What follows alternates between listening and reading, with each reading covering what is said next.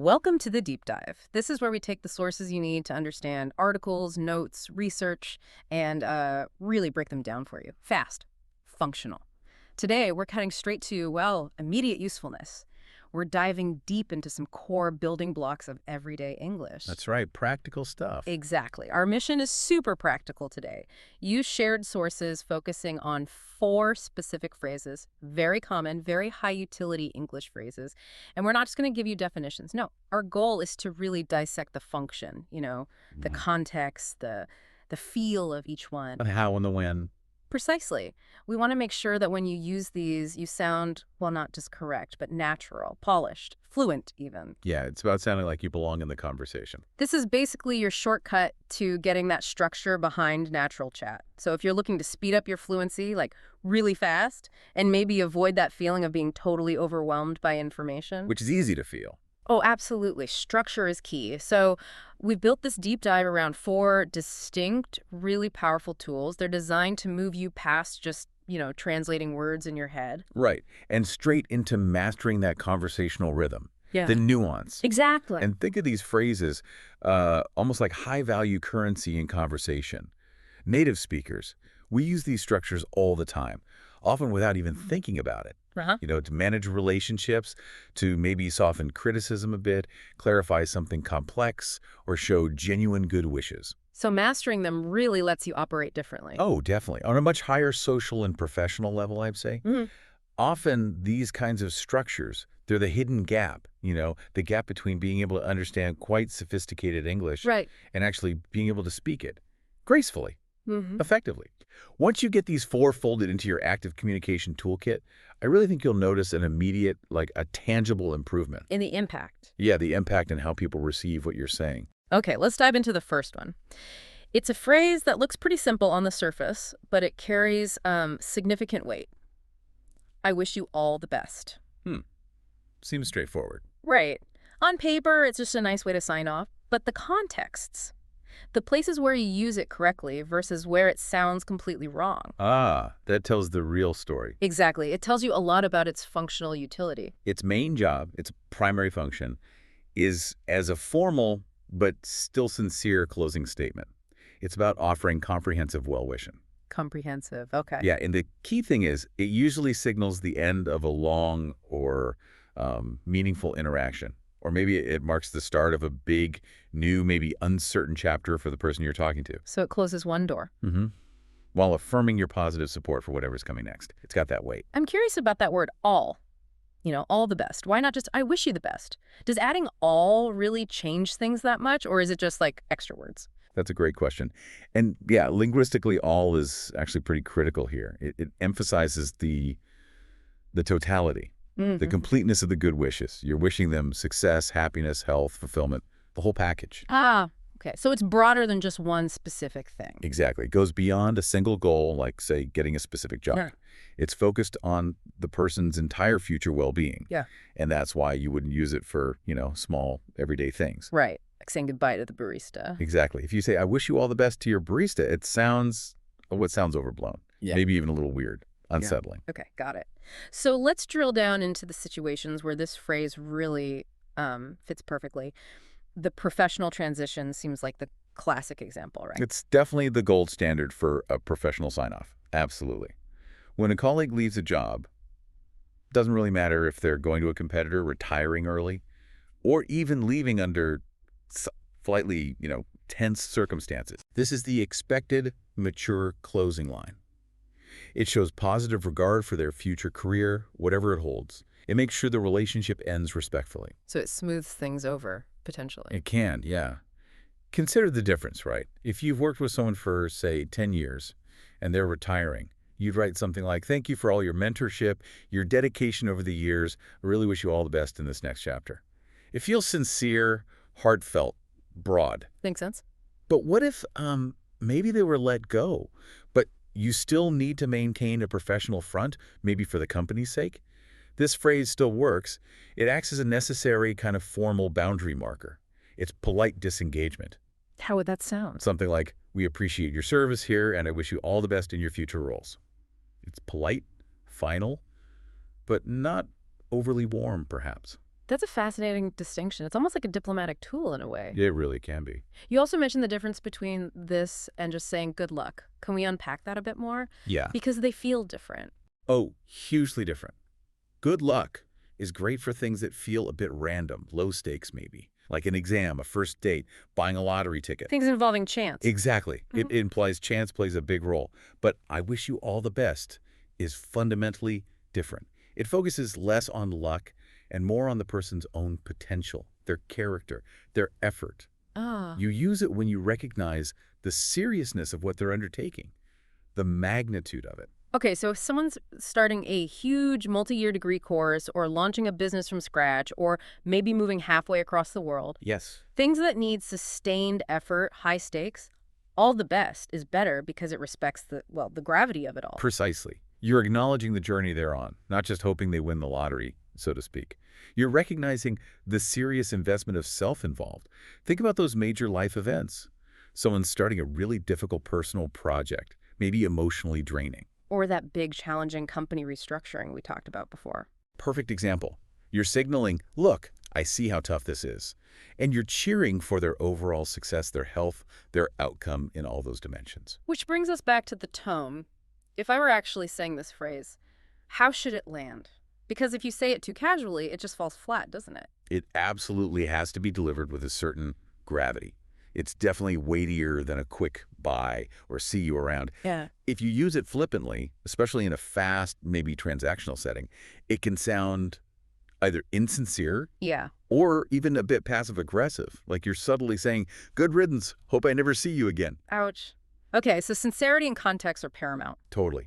It's the mechanism for closing a chapter gracefully. By using, I wish you all the best, you're showing high emotional intelligence. You're concluding the current interaction of the project, the working relationship, whatever it is, in a way that respects the other person's future path. And leaves the door open. Potentially. Yeah. But based purely on mutual respect, not, necessity. It's like the verbal equivalent of a respectful, positive separation agreement. Okay, let's shift gears now. Completely different function. We're moving to a structure that is just essential for sharing opinions, giving advice. If I were you, Yes. This one's everywhere. It really is used constantly, but it carries this powerful and often maybe overlooked grammatical thing happening inside it. And that thing Mm-hmm. is the famous or maybe infamous for learners' English subjunctive mood. Right. We absolutely have to tackle this head on. When you use this structure, if I were you, to give hypothetical advice about now or the future, you must use the past tense form of to be, which is were. Okay, were, not was. But why? Why does that past tense form matter so much, especially if we're talking about something they could do, like Yeah. right now? Why is, if I was you, often considered, well, incorrect? Because the subjunctive mood is specifically designed to signal that the condition is unreal, hypothetical, contrary to fact. Unreal. Okay. Says I am physically, existentially, completely incapable of being You, not me. I'm not you. So I have to use the form that signals that unreality were. Now, you will hear people say, if I was you. Yeah, you do hear it. You do. In some very casual settings, certain regional dialects. Mhm. But it doesn't quite signal that crucial hypothetical separation properly. For anyone aiming for, let's say, universally recognized fluency, more formal standard, were is the one. It's the definitive choice. Huh. So if I were using this phrase correctly with were, I'm not actually talking about the past. I'm signaling my current inability to be that other person. Exactly. It creates this kind of sophisticated distance between me, the speaker, and the advice I'm giving. Precisely. It provides psychological distance. Let's break down the full structure just for practice. You've got the hypothetical clause. If I were you, right? Then comes the result clause, and that always uses would. And the I'd is just that essential contraction of I would. It signals the conditional result. So if I were you, I would do something. Or I'd do something. That's the frame. If subject were other person, subject would action. And this specific structure, fundamentally, it's about softening the advice, making it gentler. How so? We use it to frame the suggestion as a choice that I, the speaker, having mentally put myself in your shoes, would make. Yeah. It acts like a polite shield, really. Helps avoid confrontation or sounding too bossy. Okay, I want to push back on that just a little. Is it always better than being direct? Like saying, you should do X. Couldn't, if I were you, I'd sometimes sound a bit weak. especially if the advice is urgent or really obvious. That's a really good point. Context matters, Yeah. always. If the building's on fire, you don't stop and say, well, if I were you, I'd probably consider exiting through the designated fire escape. You yell, get out. Exactly. Use a direct command. But in almost any other situation involving choice, judgment, or, importantly, social consequences, the hypothetical structure is usually superior. Why? What's wrong with you should? You should do X can sound quite prescriptive. Yeah. Judgmental even, maybe demanding. It can feel like it strips the other person of their autonomy, their right to choose. Okay. Whereas when you start with, if I were you, you're automatically respecting their decision-making process. You're essentially saying, look, based on my outside view of your situation, which is hopefully objective, this seems like the best calculation. Take it or leave it, but here's the calculation I've done for you. That makes sense. Let's explore some more specific, maybe layered scenarios to really see this difference play out. How about a sensitive career decision? Good one. So instead of a boss just saying, you should negotiate harder for that salary, demand 15% more, Right. which puts all the pressure squarely on the employee. Right. It feels like an order. The polished manager, the good coach, would probably use the softer structure. They might say something like, okay, I see you've done your market research. That's good. And the team really values your contribution. Like, if I were you, I'd probably go back to them with that data and push for the higher end of that salary range. Just make it clear your value supports that number. See, the advice is still firm, Yeah. clear, but the structure, it makes it feel less like a command and more like coaching, strategy. Exactly. It's coaching, not commanding. Or think about an interpersonal conflict.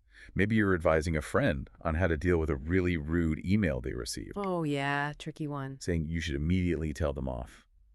Might feel satisfying for a second, but it's aggressive. Often leads to regret. Mm-hmm. The softer approach offers a way forward.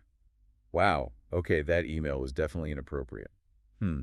If I were you, I think I'd take a full 24 hours just to cool down. Then maybe respond only with the facts. Try to avoid any emotional language. It suggests a calmer path, de-escalation. And the friend is probably more likely to actually consider it because it doesn't sound like you're judging their initial anger, maybe. Exactly. It feels less like judgment, more like collaborative problem solving. This structure also seems great for talking about risk, doesn't it? Especially in things like finance or managing a project. Instead of telling someone, you absolutely must diversify your investments right now, which sounds like a panic button. Right. You offer the strategic thought process, the current economic outlook. It does suggest quite a bit of volatility. If I were you, I'd probably allocate those new funds across, say, 3 different sectors. Minimize your exposure to that single high-risk asset you mentioned. It sounds reasoned, calculated, and polite, even though you're talking about potentially losing money. It's risk-averse advice, delivered politely, demonstrating thought. So for anyone listening who really wants to elevate their communication, getting this subjunctive thing right, using were correctly here, seems non-negotiable. I'd say so. It really moves your communication style Yeah. from just basic statements Yeah. to something more sophisticated, more nuanced, socially intelligent even. When you're giving opinions, you're signaling, hey, I understand the mechanics of courtesy and indirectness. Okay, let's pivot again. We've talked about closing conversations, giving advice. Now let's talk about making sure that advice or any complex information really actually lands, gets understood. The phrase, in other words, it really is like the communicator's best friend for clarity, isn't it? Oh, absolutely. It's the verbal safety net. Catches those complex ideas before they fall flat. Yeah. It's vital for managing information flow. It acts as a very clear signal phrase. It explicitly tells the listener, okay, get ready, I'm about to rephrase this or simplify it or maybe summarize what was just said. And it could be something the speaker just said or something someone else said. Either one, exactly. Functionally, then, it's about directing the listener's attention, right? The moment you hear, in other words, your brain should kind of snap to attention. High alert. Because you know the speaker's about to deliver the essential nugget. The digestible core takeaway, hopefully stripped of all the confusing jargon or complexity. Yeah, we use it primarily when the first explanation was maybe too technical, too full of jargon, or just too abstract for whoever's listening. Like talking across different departments in a company. Perfect example. Yeah. Cross-disciplinary communication relies on this. Imagine a software engineer explaining something to the marketing team. They might start with, so we've implemented an agile Scrum methodology, and we're utilizing continuous integration practices with a DevOps pipeline for deployment. Okay, that's a lot. if you're not in tech. Exactly. A lot of technical noise. So they must immediately follow up with something like, in other words, we're basically breaking the project into much smaller pieces, testing them constantly as we go, and that lets us release updates much, much faster than we used to. Ah.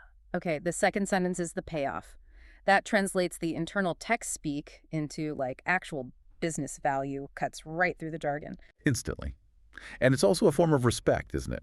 Respect for the listener's time and their own areas of expertise. That's a good point. I also think this phrase is incredibly powerful for summarizing really complex arguments. Maybe you've just presented 3 different data sets, mentioned 5 conflicting studies, listed 7 caveats about the methodology. Yeah, listener's head is spinning. Right. And then you deploy, in other words, right before your final conclusion. It ensures they don't get lost in all those details. That's a crucial use case. It acts as that final focusing lens.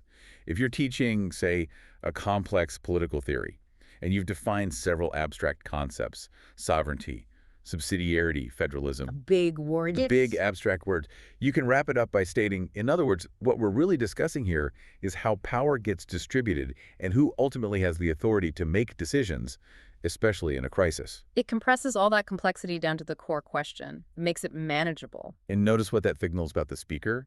Using, in other words, effectively demonstrates a kind of metacognition, meaning it shows you haven't just memorized the difficult definition, you've actually synthesized the information. You understand it deeply enough to translate it into simpler, practical terms. You prove your own comprehension by simplifying it for others. That's powerful. Let's talk more about the pacing point you touched on. If I'm in a long meeting and the speaker's using really dense language, my attention might start to drift. Happens to everyone. Cognitive fatigue. Yeah.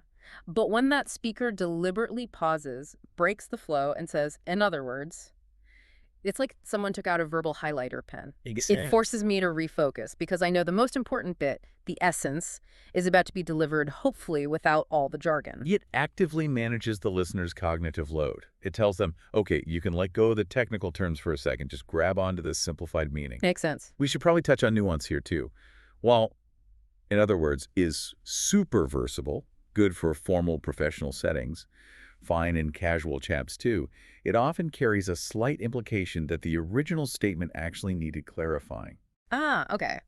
It's a direct restatement because the first one wasn't clear enough. Potentially, yes. Contrast that with maybe saying to clarify, which sometimes implies the speaker thinks they might have been unclear. Taking responsibility. Right. Or a phrase like meaning that, which can sometimes feel a bit more casual. In other words, feels quite assertive. It says, basically, okay, forget that. Here's the real essence. So it sounds like the perfect tool for someone who's confident they understand the complex stuff, but knows their audience might not share that same technical background. Exactly. It's the bridge between expertise and accessibility. All right, our final phrase for this deep dive, tell someone. This one feels much more direct. It carries a powerful sense of action, maybe immediacy. It does. It's often used as a core command structure. But understanding how the verb tell actually works grammatically is absolutely crucial, especially distinguishing it from its close cousin, say. Okay, tell versus say. This trips people up, doesn't it? Oh, constantly. Right. It's a massive stumbling block for many, many non-native speakers. We really need to spend some time on this. The verb tell. It's almost always what linguists call a detransitive verb. Detransitive, meaning? Meaning it usually needs 2 objects to make sense. First, the thing being communicated, that's the direct object. And second, the person who receives the information, that's the indirect object. Got it. 2 objects. So the basic structure is, you tell someone indirect object, something direct object. The phrase we're looking at, tell someone, conveniently includes that required indirect object placeholder, someone. You tell your friend a secret. You tell the class the answer. Okay, that makes sense. Now, how does say compare? Say is fundamentally different. The basic structure is you say something direct object. It usually only needs the thing being said. Only one object needed, typically. Right. Now, if you do want to include the person who heard it, you generally need to add the preposition to. You said those words to the manager. Yeah. Well, you might sometimes shorten things, like I said the truth. You almost never hear I told the truth without mentioning either implicitly or explicitly who was told. So you'd say, I told my parents the truth. Exactly. Or just, I told them. But you said the truth. Big difference. Okay, so when we use the command form, tell someone, we're really focusing the communication directly onto that recipient. Yes. It's all about ensuring the information successfully gets transferred to a specific person or party. That's the core function. And because it has that direct, recipient-focused structure, the phrase becomes incredibly versatile as a command or a request. We use it all the time to delegate communication tasks. Right. For example, okay, the meeting venue just changed last minute. Tell someone on the planning committee we need to update the location ASAP. It's direct, it's actionable, very efficient. Super efficient. And that efficiency is why tell someone is so common in situations that demand urgency or maybe involve authority. Think about safety instructions. Yeah, like on posters or announcements. Exactly. Highly context dependent, of course, but they require immediate, clear communication. The classic example you always hear. If you see suspicious luggage left unattended, tell someone immediately. Right. The emphasis is clearly on dictating the action. Communicate this vital info to an authorized party, someone who can actually do something about it. How is that different from, say, if you see something, say something? You hear that one too. That's a great comparison. Yeah. Say something is more of a general plea for people to speak up, to vocalize. It often lacks that specific requirement of directing the message to a receiver who can respond. So tell someone is more targeted. Much more. Tell someone dictates a specific communication action with an intended recipient, not just making noise. It dictates action, not just utterance. Okay, I think we should dig a bit deeper into these structural applications. We mentioned delegation in workflow. How does that actually look day to day in a business? Right. In a project environment, delegation often hangs on this structure. If I'm a manager, maybe I'm swamped and I need to pass on a task but don't have time for a long explanation, I might say to my assistant, look, that quarterly report needs a final sign-off. Tell the CFO that I need her signature by end of day today. Okay, notice you're not saying, get the CFO to sign the report. Exactly. I'm delegating the communication that will hopefully lead to the signature. It's about managing the communication flow to get the next step done. Communication management. I like that. Now, let's unpack the someone part, because the phrase itself is generic, right? Someone. It feels like the context does all the heavy lifting in defining who that someone actually is. Absolutely. The ambiguity of someone is precisely its strength. It gives the phrase huge flexibility.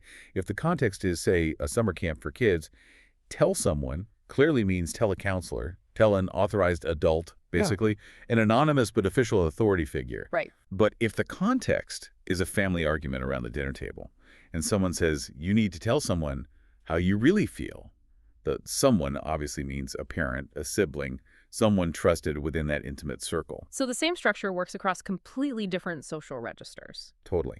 And this lets you, as a learner, practice using that core command structure, tell indirect object, direct object, often implied across vastly different levels of formality and intimacy. If the emergency sign says, in case of fire, tell a security guard, the implication is formal, official, perhaps a bit impersonal, authoritative. But if a close friend sees you looking upset and says gently, hey, you should tell someone about it, the implication is intimate, supportive, maybe therapeutic, trusting. But grammatically, underneath it all, it's the same structure, the same need for that indirect object, someone. Identical, which gives you maximum structural confidence, even as the social meaning shifts dramatically. This versatility really highlights why getting that tell versus say distinction nailed down is so valuable. It really is. It lets you move smoothly from issuing a formal safety instruction 1 minute to making an intimate request the next, all while using that same core grammatical structure correctly and confidently. Hashtag tag outro. Wow. Okay. This has been an incredibly functional deep dive. 4 structures that you can hopefully start using almost immediately. Ready for deployment. Exactly. We've really covered 4 key pillars of practical communication today, hopefully moving you closer to that feeling of graceful fluency. We starting with that diplomatic closing tool. I wish you all the best. Really understanding its weight and when to use it, professional changes, major life events. Then we tackled the art of giving soft, hypothetical advice, using that crucial subjunctive mood in, if I were you, I'd. Getting that were right. Absolutely key. Then we established that communication safety net, the phrase for clarification and synthesis. In other words, essential for managing complexity and showing you understand. Yeah, proving comprehension. And finally, we really nailed down the core command structure with tell someone, focusing on that vital object requirement and its difference from, say, We saw its role in delegation, urgency. Yeah. And fluency, Yeah. ultimately. It's not just about knowing more words, is it? It's not simple vocabulary accumulation. No. It's about having these high-utility, grammatically accurate structures really internalized, We- ready to go, ready to deploy instantly, even under pressure. That's the goal. These 4 phrases, they might seem like small tools, but they can produce disproportionately large results in your communication. They'll let you handle nuanced advice, manage relationships, navigate complex information, all with more genuine confidence. They really are the kinds of structures that move you beyond just, getting your message across adequately Right. and propel you towards communicating gracefully, naturally, impactfully. Couldn't agree more. So before we wrap up, we do want to leave you with one final thought, something to maybe mull over as you start trying to integrate these structures into your own conversations. Right. Think about a specific conversation, maybe a high-stakes one that you've recently avoided or perhaps one you struggled with. Maybe it was giving tough feedback to a colleague or trying to simplify a complex idea for your family. We've all been there. Oh, definitely. Now, ask yourself this specific question. Which one of these 4 phrases we discussed today, if you had mastered it and used it correctly in that moment, would have immediately allowed you to communicate what you needed to say, whether it was expressing polite distance, giving tactful advice, or ensuring critical understanding with more confidence and clarity? That's a great focusing question. Focus your practice right there on that specific high-stakes communication need you identified. Because that targeted application, that's often where the real fluency breakthrough happens. Fantastic advice. So go out there, practice those conditional structures, get comfortable wishing people well, start clarifying like a pro, and tell people what they need to know. Use your new conversational toolkit. Thanks so much for diving deep with us today. Keep learning, keep applying these skills, and we'll catch you on the next one.